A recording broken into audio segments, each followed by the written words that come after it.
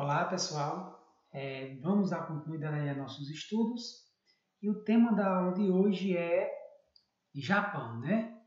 Japão é uma potência econômica, né? Com o título da nossa aula de hoje, e aí eu dividi, né, essa aula nesses quatro tópicos que é de acordo com o livro didático de vocês, ok? E aí, o que é que a gente vai ver? Japão, né? A gênese dele, o imperialismo japonês, o Japão no pós-guerra e a reconstrução, né, do Japão depois da Segunda Guerra Mundial.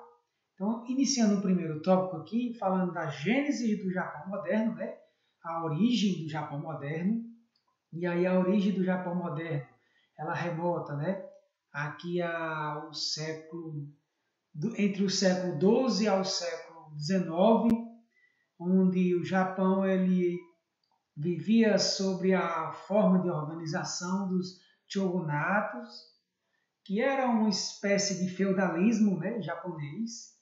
E esse shogunato ele tinha como o líder político e militar é o chamado shogun, era um shogun, o líder era o ancião, né, do clã, porque esse shogunato era uma espécie de vários clãs, por isso que é bem parecido com a forma de organização feudal. Os clãs eles viviam parecido com o feudalismo.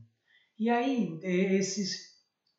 nesses shogunatos, teve uma época bem importante que é interessante falar, que foi o mais importante shogun que já teve entre todos eles, que foi o Ieyasu Tokugawa, que é um shogun muito importante aí entre essa forma de organização, porque ele foi responsável uma espécie de união entre os shoguns, né? Ele fez a primeira, digamos, criou a primeira forma de estado entre os shoguns. E aí nessa época foi criada essa reestruturação dos clãs, né, dos shoguns, já com um primeiro imperador, ok? Já teve surgiu aí a figura de um imperador. E esse shogun do Ieyasu Tokugawa, ele foi muito importante e ele foi um dos maiores. Ele durou, esse shogun, 2 séculos e meio, né? 2 séculos, em média aí 250 anos esse shogun. E é caracterizado por um isolamento total do Japão com os demais países nessa época. Então era um sistema fechado. O Japão sequer fazia transações comerciais com os demais países, né? Então essa é a característica básica desse shogun, ok? No entanto, esse isolamento, esse isolacionismo japonês, ele foi quebrado em 1853, quando o Japão sofreu uma tentativa de colonização pelos Estados Unidos. Os Estados Unidos aí tentou colonizar o Japão, e nesse momento o Japão ele vivia sobre uma certa fraqueza, né, na estrutura social do Japão. Os camponeses eles não estavam satisfeitos com a forma de organização, né?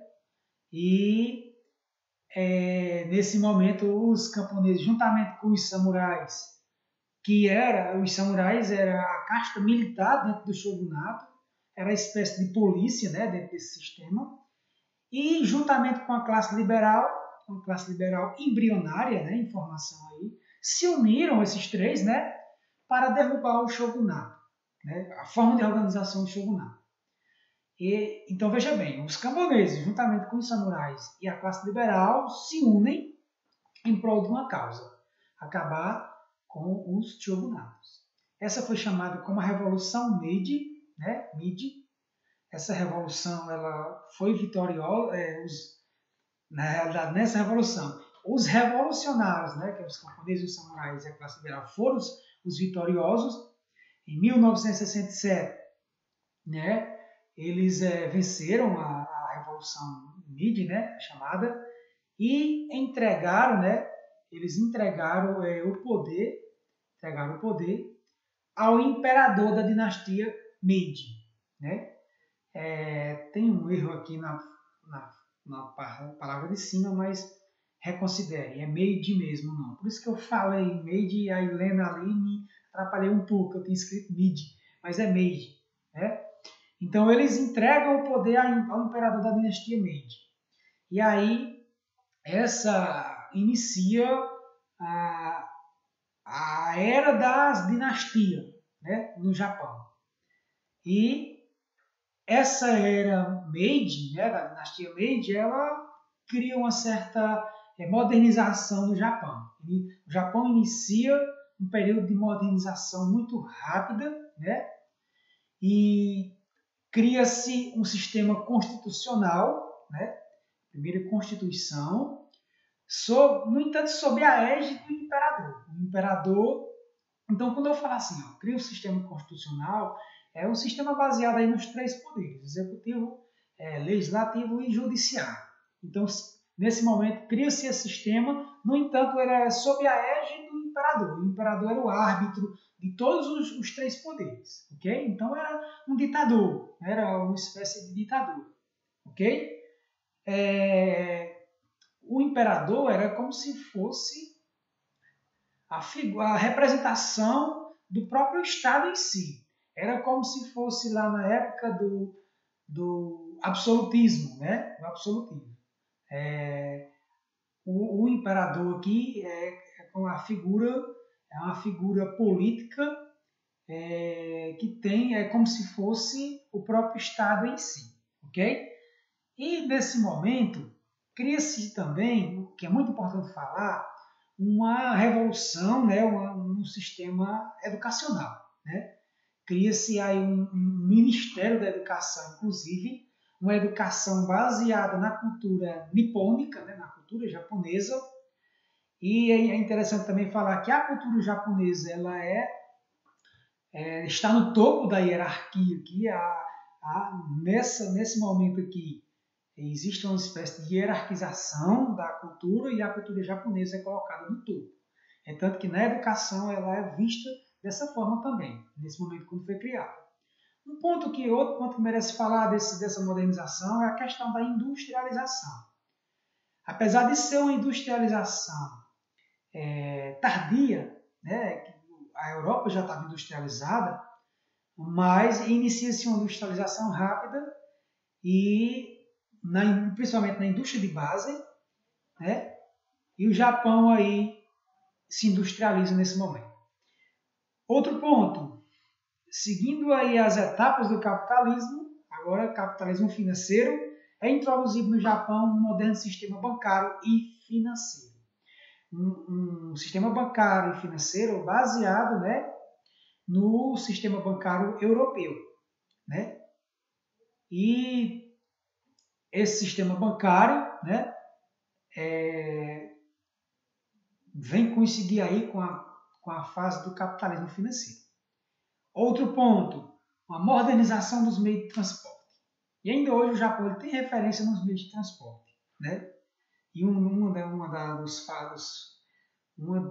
das explicações aí se dá justamente aí nesse ponto que inicia a modernização dos meios de transporte. E de lá para cá ele só modernizou mais ainda. E a indústria japonesa atinge o campo militar. Tudo isso aí na era Meiji, na dinastia Meiji. Né? Quando a indústria atinge o campo militar, e aí é um ponto importante, o Japão começa a se sentir potente, né, importante diante das demais potências europeias, e ele vê que pode entrar na briga aí para o território. Ele vê que ele se acha uma potência imperialista e, de fato, se tornou uma potência imperialista, porque o Japão ele começa a visar novos territórios aí asiáticos, né? E aí o Japão inicia a era do imperialismo. E o imperialismo japonês, né, ele vai se iniciar justamente no final do século XIX e início do século XX, quando o Japão entra em 2 guerras aí, uma com a China e outra com a Rússia, além de invadir a Coreia, né? mas nesse primeiro momento o que declara de fato o início do imperialismo japonês é a guerra que ele trava no primeiro momento com a China, e com essa guerra da China ele toma o território de Taiwan, e da Rússia ele ganha a ilha Sakhalinas, que é uma península russa, beleza? Então nesse momento ele tem essa, nesse momento de expansão japonesa ele já conquista 2 territórios, ok? Em 1910 o Japão invade a Coreia, né? É um ponto importante também falar disso. E, além disso, participa da Primeira Guerra Mundial ao lado dos aliados contra a Alemanha nazista, né? E a fase mais agressiva do imperialismo japonês é justamente na era do Hirohito, né? Hirohito era um imperador japonês, né? Que foi muito importante nesse sentido, porque é na era do Hirohito que o Japão entra na Segunda Guerra Mundial. Porque o Japão estava se sentindo muito potente, conquistando vários territórios, território de Taiwan, Ilha Sakhalina, Coreia, além de algumas pequenas ilhas aí no continente asiático e Oceania. E aí o Japão se sentindo muito forte e poderoso, né? Em 1931, inclusive, invade a Manchúria, né? Invade a Indonésia, Malásia, Filipinas. Veja como a expansão japonesa é muito forte. E depois disso tudo, ele se sentindo muito poderoso, né? Durante a Segunda Guerra Mundial, o que é que o Japão faz? Né? Ataca a ilha de Pearl Harbor, território estadunidense. Esse foi o momento chave da Segunda Guerra Mundial para o Japão e para os Estados Unidos. Porque até então, o Japão e os Estados Unidos eles estavam, mesmo durante a Segunda Guerra Mundial, até então, eles estavam lutando pela hegemonia dos territórios banhados pelo Oceano Pacífico, né? Lutando pela hegemonia, o poder sobre esses territórios.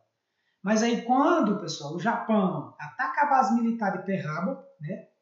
Que é a ilha lá no Havaí, aí os Estados Unidos, que estava neutro na Segunda Guerra Mundial, não tinha entrado ainda em confronto, entra na Segunda Guerra Mundial. Em 1943, a partir de 1943, os Estados Unidos, inclusive, inicia uma série de ataques ao Japão.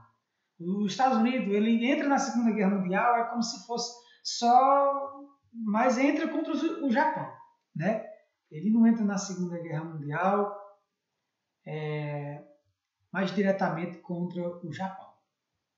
Aqui eu estou lembrando que eu falei anteriormente, o Japão entra na Primeira Guerra Mundial lá dos aliados contra a Alemanha nazista, mas de fato foi contra a Alemanha, mas quando ele entra na Primeira Guerra Mundial não é contra a Alemanha nazista. A Alemanha nazista, né, ela vai ser a Alemanha na Segunda Guerra Mundial. Ok, pessoal? Então, voltando aqui, quando os Estados Unidos iniciam a série de ataques ao Japão, né?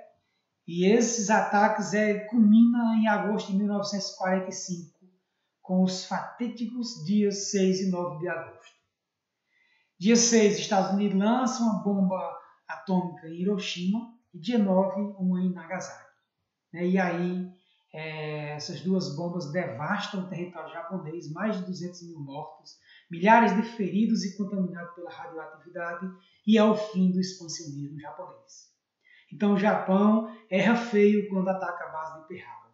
Apesar de ele estar se achando uma potência militar, né, imperialista, aí achou que era possível tomar a ilha do Havaí, né, atacando a base militar. E aí, com isso, o expansionismo japonês já era, né? A partir de então, o Japão, né, é obrigado a se render.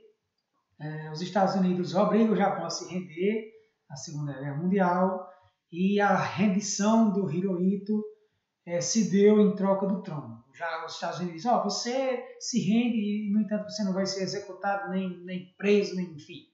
você vai apenas manter o seu trono de imperador, né?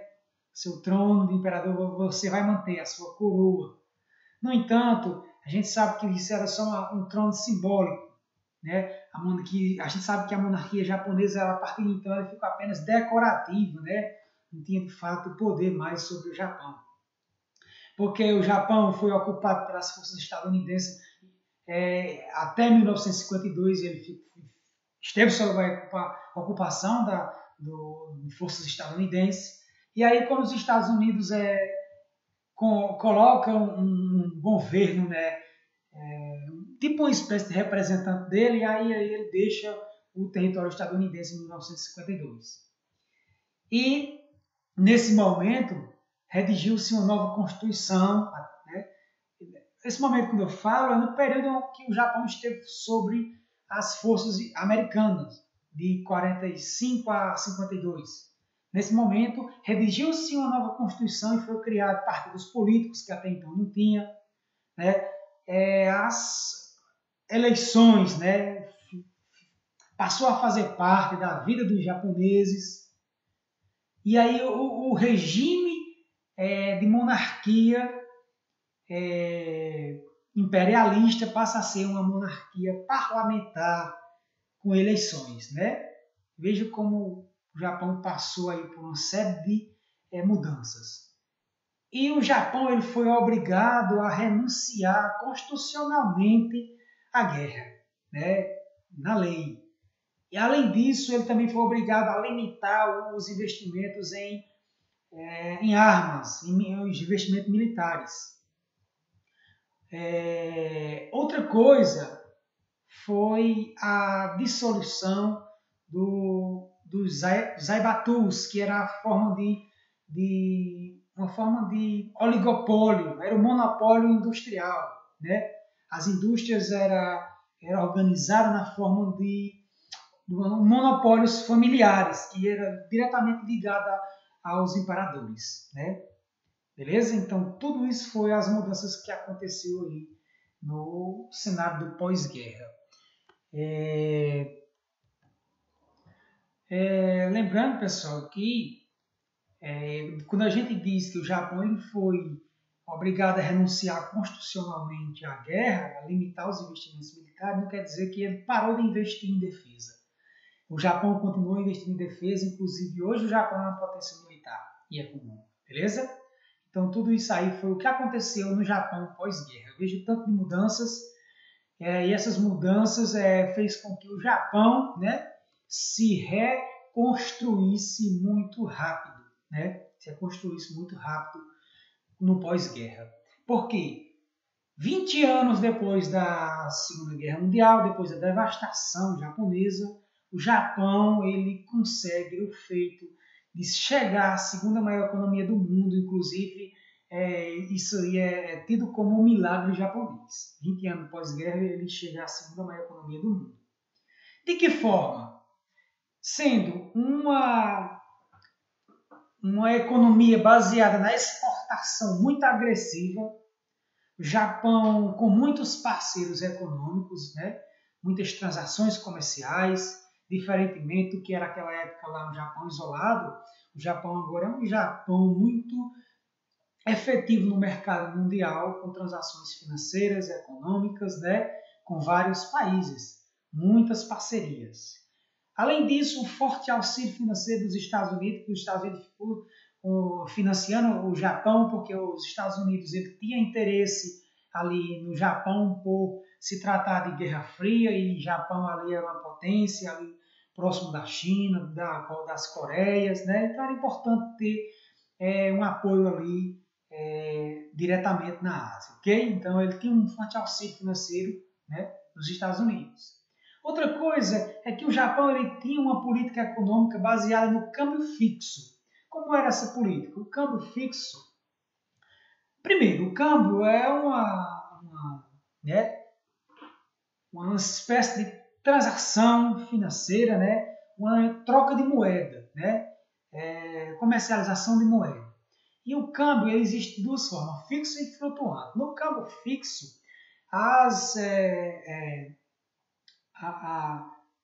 existe uma intervenção, né? Uma intervenção das tarifas, né? De moeda.